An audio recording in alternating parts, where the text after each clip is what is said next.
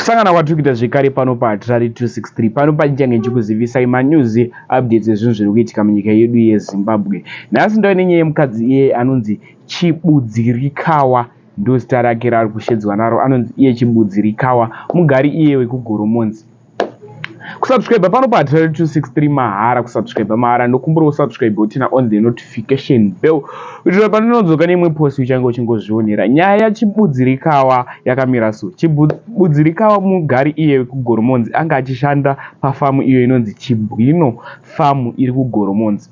Zvisinei, mukadzi uyu anga asingabhadharwe pay yake, ari kunzi iye anga asingapiwe chishandwa chaanenge ashandira, anga asingachioni. Manager vaimunyima mari vepafamu iyi.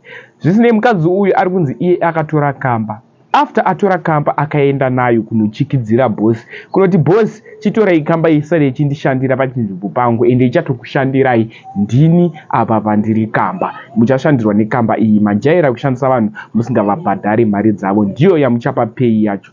Zvisinei, manager vachinzwa mashoko ayo vakabva vati aiwa, uyu munhu akuda kutondenderera mberi, vakabva vaenda kunomhan'ara nyaya yavo kupolice station. Mukadzi iye anonzi Chibudzirikawa akatorwa nemapurisa akaiswa mumaoko emapurisa.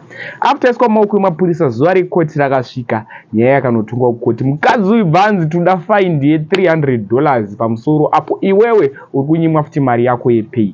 Nokumborota zvatinofuka comment section pamusoro penyaya yemukadzi uyuyu ari kuchema nevanhu kuti ndakakanganisa here zvandakaita, ndaifunga kuti mari yangu yepay ichauya. Ari kuda advice kubva kumhuri yeZimbabwe. Nomborota zvatinofuka comment section. Asi ini side rangu kuchikidzira kwachona kwangu kwakanyanya, kunzi iwe unosirwa kamba uchinzi chishandirwa nekamba. Mabhosi mumabasa ndatibhadharei vashandi vedu zvakanaka. Wonai kwakasvika nyaya iyi, mushandi pakusvika pakuzokuvigira kamba.